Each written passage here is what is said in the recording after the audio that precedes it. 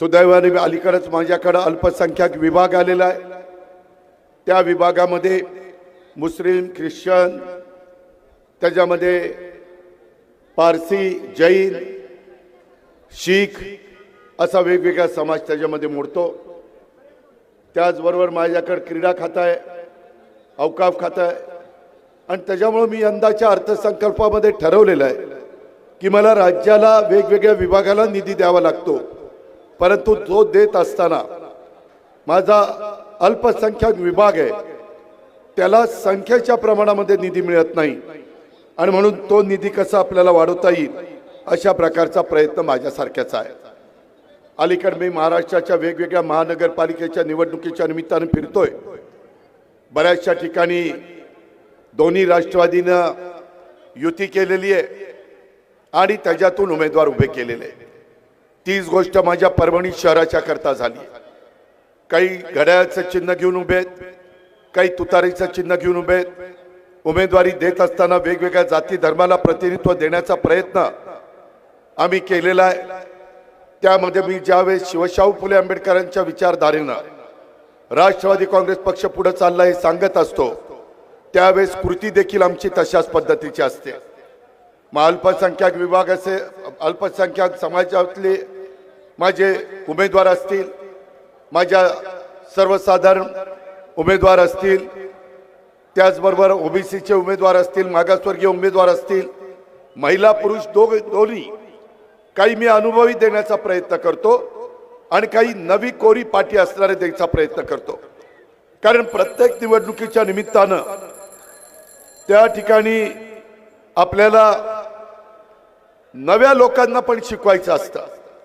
कारण एवढा मोठा महानगरपालिकेचा कारभार चालवायचा म्हटलं तर नव्या जुन्यांचा व्यवस्थितपणे समन्वय साधल्याशिवाय विकास साधता येत नाही। माझ्या परभणीतले अनेक लोक माझ्या पिंपरी चिंचवडच्या परिसरामध्ये आहेत, पुण्याच्या परिसरामध्ये आहेत आणि तिथेही निवडणुका चालू आहेत। मित्रांनो, त्यांना विचारा की त्या पिंपरी चिंचवडचा मागच्या 25 वर्षात मी कशा प्रकारचा कायापालट केला। मी ज्या ज्या शहरामध्ये लक्ष घालतो किंवा जी शहरं आमच्या विचाराचे नगरसेवक नगरसेविका निवडून देतात तिथं विकासाच्या बाबतीमध्ये केंद्राचा निधी कसा आणायचा, राज्याचा निधी कसा आणायचा, CSRचा निधी कसा आणायचा, जिल्हा वार्षिक योजनेचा निधी कसा आणायचा, ह्या सगळ्या गोष्टीची सांगड घालावी लागते।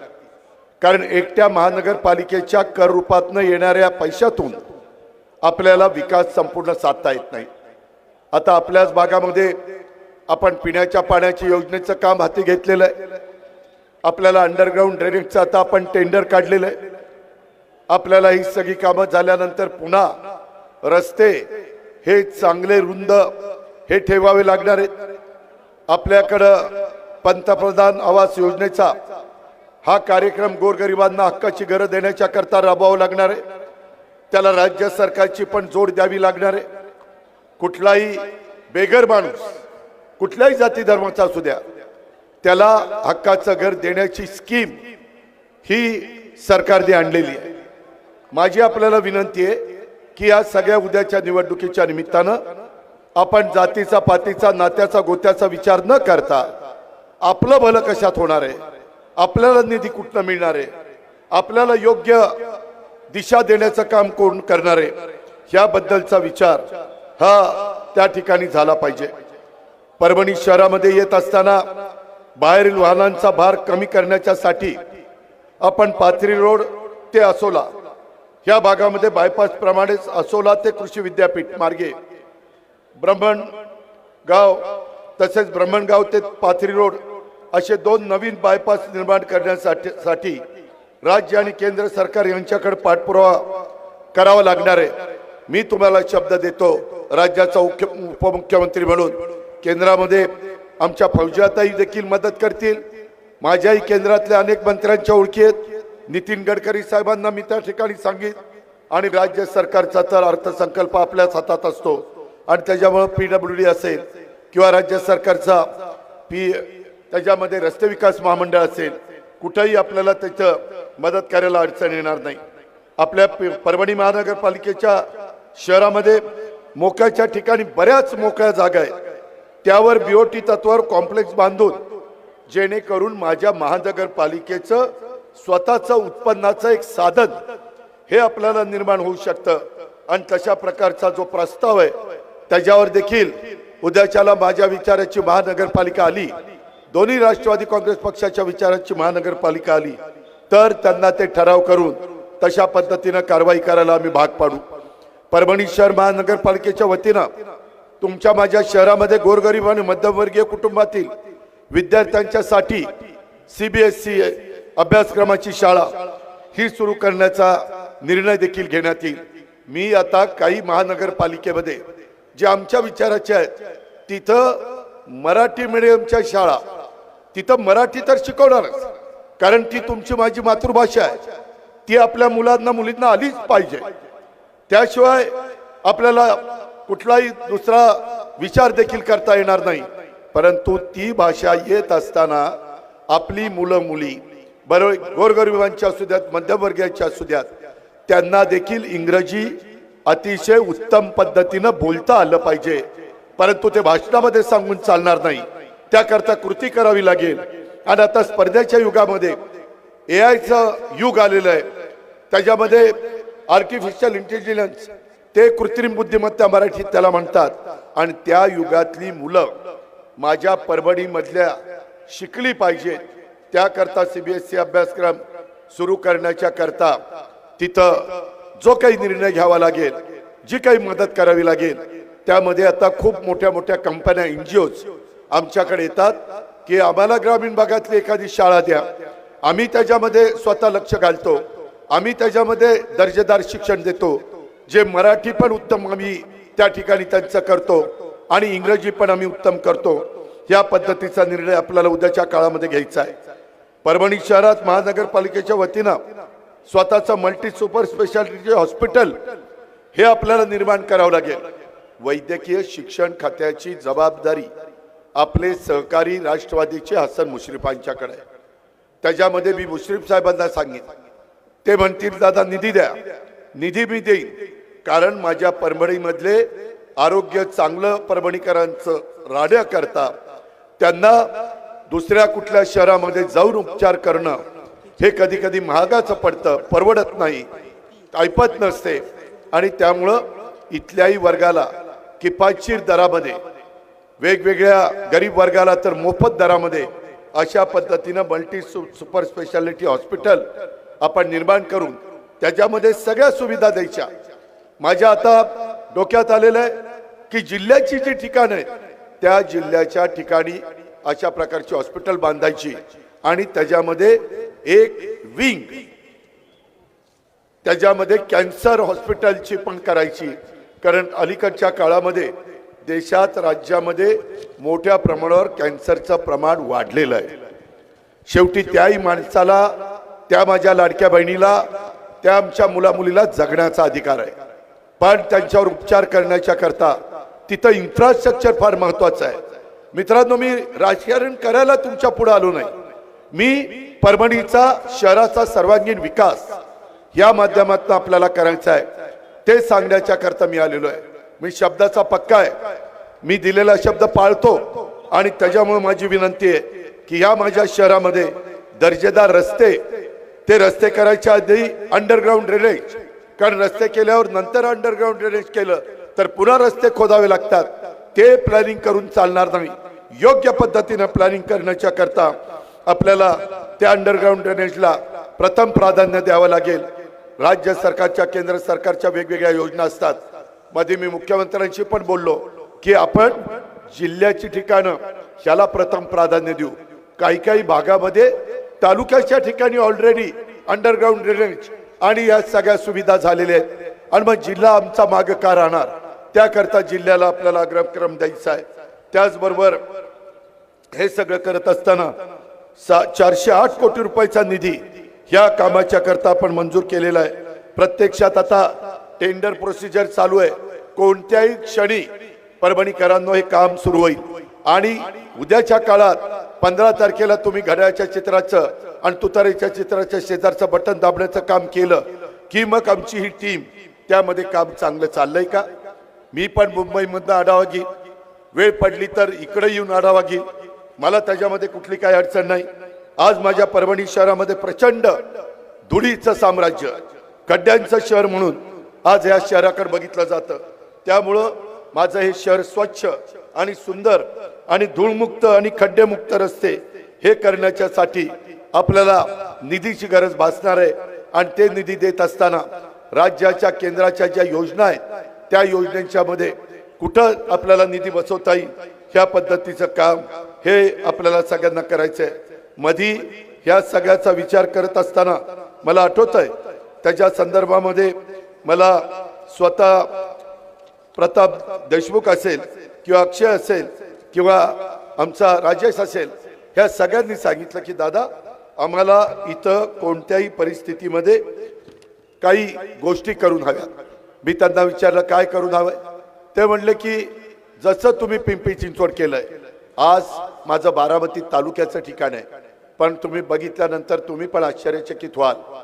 जर राजकीय इच्छाशक्ती असेल आणि आपण लक्ष घातलं तर काय होऊ शकतं हे तुम्ही तुमचे जर नात्यागोत्यातली लोक बारामतीमध्ये असतील तर त्यांना त्या बाबतीमध्ये विचारा। आपल्याला त्याच पद्धतीनं पुढे जायचंय। पुणे परभणी शहरामध्ये लगत असलेली MIDC ओस पडलेली आहे।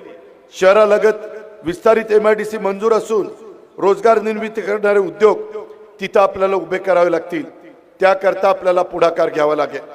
शेवटी उद्योगपती गुंतवणूक करत असताना येताना त्या भागामध्ये पाणी व्यवस्थित आहे का, रस्ते चांगले आहेत का, लाईटची व्यवस्था चांगली आहे का, शिक्षणाची सोय चांगली आहे का, कारण त्यांचे अधिकारी त्यांचे कामगार तिथं येत असताना ते हाही विचार करतात। त्याच्यामुळं आपल्याला त्याच्यातनं दुहेरी फायदा करून घ्यायचा आहे की आपल्याही परभणीकरांच्या मुलांना मुलींना आणि परभणीकरांना ह्या सगळ्या विकासाचा फायदा व्हावा आणि त्याच वेळेस उद्योगपतींना पण त्यांना आम्ही सवलती देऊ। त्यांना सांगू की चला माझ्या मराठवाड्यातल्या परभणी भागामध्ये तुम्ही चला, आम्ही तुम्हाला करामध्ये सवलत देतो, आम्ही तुम्हाला GSTच्या संदर्भातले काही निर्णय घेतो। हे ह्या गोष्टी आपल्याला करता येतात। आम्ही इन्सेंटिव्ह देतो दरवर्षी। मी बजेटमध्ये जर तुम्ही मागासलेल्या भागामध्ये इंडस्ट्री उभी केली तर आम्ही त्यांना इन्सेंटिव्ह देत असतो, तसं आपल्याला त्यांना सांगता येईल। मित्रांनो, ह्या सगळ्यांनी मला सांगितलं की दादा मागं आम्हाला जकात मिळायची, आमचं बरं चालायचं, नंतर LBT आली त्याच्यात आमचं बरं चाललं, परंतु नंतर आता सगळीकडे GST आलेलं आहे आणि GST येत असताना आम्हाला जेवढे पैसे पाहिजेत तेवढे पैसे मिळत नाही। मी आत्ता येताना लातूरवरून आलो, त्याच्या आधी मी मागे इचलकरंजीला गेलेलो होतो। इचलकरंजीचा पुढा आढावा घेऊन मी त्यांच्या GSTच्या जो काही आम्ही कर देतो किंवा GSTची रक्कम त्या शहराच्या डेव्हलपमेंटच्या करता देतो, तशा पद्धतीनं मी परभणीकरांनो अतिशय मनापासून तुम्हाला सांगतो, उद्याची निवडणूक संपली, आचारसंहिता संपली की मी त्याची एक मीटिंग लावतो। GST माझ्याच अर्थ विभागाच्या अंडर येतं आणि त्याच्यातनं GST कमिशनरला बोलवी, तुमच्यातल्या काही सहकारी मित्रांना बोलवी, तुमच्या इथले कमिशनर आहे का चीफ ऑफिसर आहे, कमिशनर महानगरपालिकेच्या कमिशनरला बोलवीन आणि त्याच्यात आपल्याला कशी वाढ करता येईल। कारण मी ज्यावेळेस तुम्हाला सांगतो, तुम्ही म्हणाल अजित पवार निवडणुकीच्या प्रचाराच्या निमित्तानं आला आणि तुम्ही ह्या सगळ्या गोष्टी सांगितल्या, परंतु ह्याला निधीची काय तुम्ही तरतूद केली, तर ह्या मी महाराष्ट्रात फिरत असताना सांगतो बाबांनो सगळी कामं करता येतात परंतु पैशाचं सोंग गाठता येत नाही। आणि म्हणून तो निधी वेगवेगळ्या माध्यमातून अनेक त्याच्या संदर्भामध्ये आपल्याला पर्याय असतात, ते पर्याय माझ्या परभणी शहराला काय फायद्याचे आहेत हे माझ्याकडनं बघितलं जाईल, तुमच्याही सहकाऱ्यांच्याकडनं ऐकून घेतलं जाईल आणि त्याच्यातून मार्ग काढला जाईल। माझ्या ह्या परभणी शहरात जागोजागी ओपन स्पेस इथं आहेत, त्या जागा विकसित करून तिथं माझ्या परभणीकरांना, मुलांना, मुलींना, वयस्कर लोकांना, माझ्या माय माऊलींना, माझ्या लाडक्या बहिणींना जर संध्याकाळच्या वेळेस गार्डन मध्ये जायचं असेल, तिथं 2 घटका बसायचा असेल तर त्यांनाही सकाळपासून घरामध्ये राबल्यानंतर त्याच्यात त्यांनाही 4 घटका दुसरीकडे बसावंसं वाटतं, त्याच्यामध्ये वेळ घालवावंसं वाटतो। आणि म्हणून ओपन जिम आणि गार्डन अशा प्रकारची निर्मिती आम्ही करू। माझे अनेक उद्योगपती ओळखीचे, मी काही उद्योगपतींना सांगितले की तुम्ही एवढा पैसा कमवता, 2% तुम्हाला CSRचा निधी खर्च करावा लागतो। मी एका माझ्या मराठवाड्यातल्या महत्त्वाच्या शहरामध्ये जिथं जेवढा विकास व्हायला पाहिजे तेवढा दुर्दैवाने झाला नाही। आता तो कुणामुळे झाला नाही त्याच्यामध्ये टीका टिप्पणी करून काही अर्थ नाही, आणि म्हणून आम्ही वेळ पडली तर तुमचं नाव लावू, म्हणजे ज्या कंपनीनं आपल्याला CSR निधी ती गार्डन करण्याच्या करता, ओपन जिम करण्याच्या करता किंवा आपली सुविधा करण्याच्या करता दिलाय, तशा पद्धतीनं मी अनेक शहरांच्या मध्ये असा निधी आणलेला आहे। आमच्याकडे पुनावाला म्हणून आहे सिरम इन्स्टिट्यूटचे, आमच्याकडे भारत फोर्ज आहे, मध्ये गौतमभाई अडाणी बारामतीला पवार साहेबांनी आम्ही एक कार्यक्रम घेतला होता, तिथं आलेले होते, त्यांना आम्ही बोलू शकतो। अशा खूप बजाजला बोलू शकतो, अशा अनेकांना आम्ही बोलू शकतो, त्याच्यातून आपल्याला ते काम करता येईल। परभणी येथे जिल्हाधिकारी, पोलीस अधीक्षक, जिल्हा परिषद अशा मोठ्या मोठ्या इमारती झालेल्या आहेत। शहर महानगरपालिकेची भव्य अशी वास्तू असावी, कारण उद्याच्याला हे निवडून गेल्यानंतर नगरसेवक नगरसेविकांनी चांगल्या इमारतीमध्ये बसून तिथं चांगल्या प्रकारचा विचार करून महापौर, उपमहापौर, त्याच्यामध्ये स्टँडिंग कमिटीचा चेअरमन, सभागृह नेता, विरोधी पक्ष नेता, या सगळ्यांना तिथं काम करण्याच्या करता एक उत्साह आला पाहिजे। अशा पद्धतीनं एकंदरीत आपला काय आवाका आहे आणि त्याला किती स्क्वेअर फीटच्या इमारतीचं बांधकाम करणं गरजेचं आहे।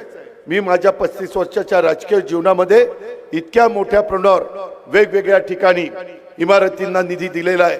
तशा पद्धतीनं आपण आपल्या परभणी शहराच्या वैभवामध्ये भर घालणारी एक चांगली देखणी वास्तू ही परभणी महानगरपालिकेची आपण त्या ठिकाणी उभी करून दाखवू। महानगरपालिकेकडून सर्वसामान्य नागरिकांना सुविधा मिळाल्या पाहिजेत, यासाठी महानगरपालिकेत कर्मचाऱ्यांची मोठ्या प्रमाणावर भरती, मोठ्या प्रमाणावर म्हणजे सरकारने जो नॉर्म्स ठरवलेला आहे त्याप्रमाणे त्याला मी मान्यता देईन।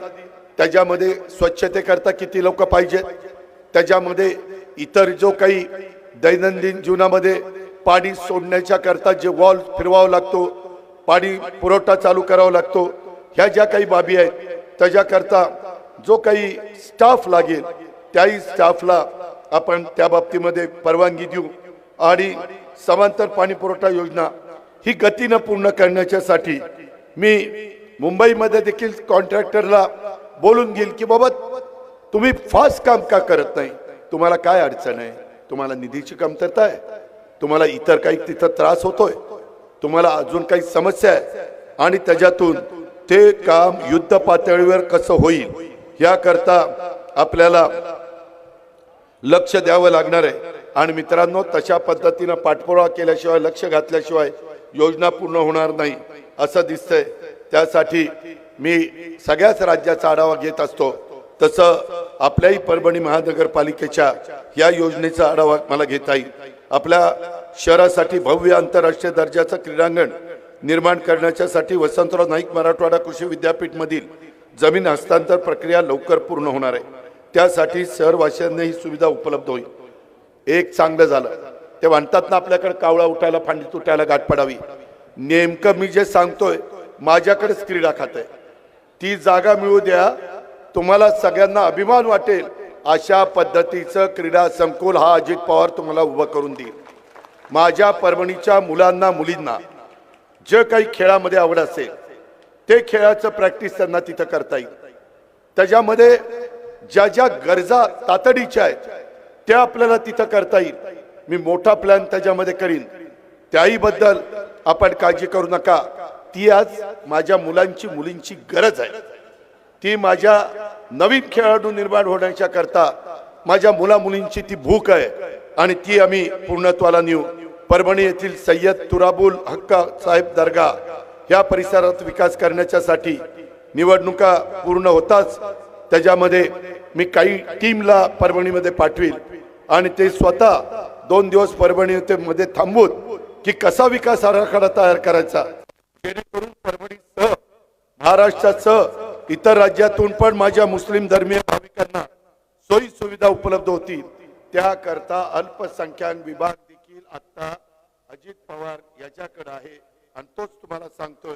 त्याच्यामुळे क्रीडा खात्याचा जसं मी बोललो तसं ह्याही विभागात मी अल्पसंख्याक विभागाकडनं तुम्हाला एका वर्षात नाही पण मी 2 टप्पे करीन आणि पहिल्या टप्प्यात किती आणि दुसऱ्या टप्प्यात किती ह्या पद्धतीनं मी तुमचं ते काम करून देईल. संपूर्ण जगात एकमेव असलेलं 2.5 क्विंटल पाऱ्याचं भव्य शिवलिंग हे पारदेश्वर मंदिराची महती 12 ज्योतिर्लिंगाप्रमाणे जगभरात व्हावी यासाठी विशेष विकास आराखडा तयार करण्याच्या करता देखील आपल्याला पावलं उचलता येतील. आम्ही अनेक भागामध्ये तशा प्रकारची कामं करतो. यासाठी तेथील महंतांशी भेट ही घेतली जाईल ज्यामुळे परभणीचं धार्मिक महत्व जगभरात वाढलं जाईल आणि त्याचा खूप फायदा हा भाविकांना पण होईल. इथं बाकीच्या बाहेरचे लोक येतील त्याच्यातनं परभणीची आर्थिक त्या ठिकाणी घडी बसण्याच्या करता परभणीमध्ये उलाढाल होण्याच्या करता ह्या गोष्टीचा फायदा होतो आणि ते आपण करू.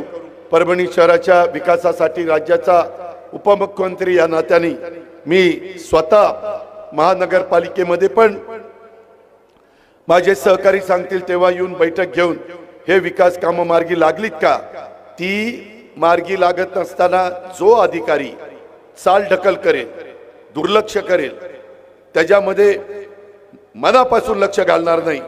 मला प्रशासन चांगल्या पद्धतीने हाताळता येतं त्या अधिकाऱ्याला देखील मी माझ्या भाषेमध्ये समजावून सांगेन आणि समजावून सांगून त्याला समजलं नाही तर मग त्याला काय त्याचा बंदोबस्त करायचा तो त्या ठिकाणी मी निश्चितपणे त्या बाबतीमध्ये करून दाखवील. परभणीच्या इतिहासात प्रथमच घडलेलं असावं असं 1 वर्षापूर्वी मी स्वतः महानगरपालिकेमध्ये आलो होतो. बैठक घेत विकास कामांना ती गती दिली हे मागं परभणीकरांनी अनुभवलं. तेव्हा तर माझी महानगरपालिका नव्हती, माझ्या विचाराचे लोक तिथं निवडून गेलेले नव्हते. यापुढं मी जसं माझ्या पिंपरी चिंचवडमध्ये माझ्या बारामतीमध्ये माझ्या पुणे जिल्ह्यामध्ये अनेक माझ्या नगरपालिकांच्या मध्ये विकास केलेला आहे तशा पद्धतीनं परभणीकरांनो माझ्या लाडक्या बहिणींनो माझ्या बांधवांनो मी हे परभणी शहर दत्तक घेण्यासाठी तयार आहे. पण तुम्ही मला महानगरपालिकेवर राष्ट्रवादी काँग्रेस पक्ष आणि आमच्या तुतारी आणि घड्याळ यांच्या हातामध्ये इथली सत्ता द्या. मी तुम्हाला विकासाचा शब्द देतो आणि या ठिकाणी थांबतो. जय हिंद, जय महाराष्ट्र, जय राष्ट्रवादी. धन्यवाद दादा. आणि यानंतर राष्ट्रवादी काँग्रेस. एक मिनिट मॅडम, 2-3 प्रवेश आहेत मी नाव घेतो त्यांनी ताबडतोब यावं. डॉक्टर जाधव खाली आहेत स्टेजच्या वर त्यांनी ताबडतोब यावं. डॉक्टर जाधव फास्ट चला. जिंतूरचे सगळे या चला. गंगाधर जवंजाळ कुठे आहेत तुम्ही सांगा. चला काही सांगा तुम्ही.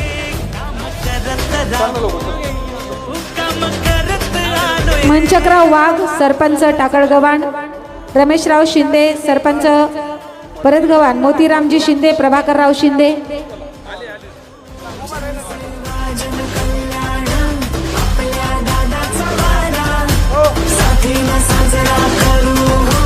जिंतूर तालुका भोगाव पंचायत समिती सदस्य सौ सविता व डॉक्टर सुभाष जाधव यांचा राष्ट्रवादी काँग्रेस पक्षामध्ये जाहीर प्रवेश.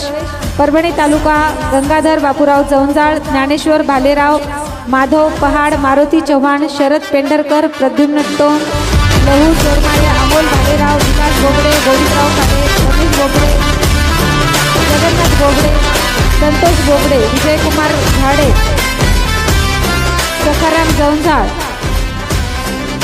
दिलीप शिंदे, रामेश्वर शेटे, अजय शिंदे, राजीव शिंदे.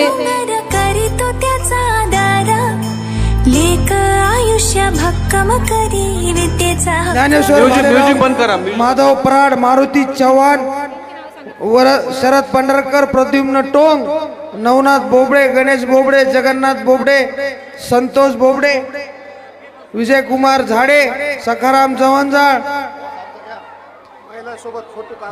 दिलीप हनुमंतराव शिंदे, रामेश्वर शेट्टे, अजय शिंदे, राजीव शिंदे, डॉक्टर सविताताई सुभाषराव जाधव, माजी पंचायत समिती सदस्य सौ सविता सुभाष जाधव,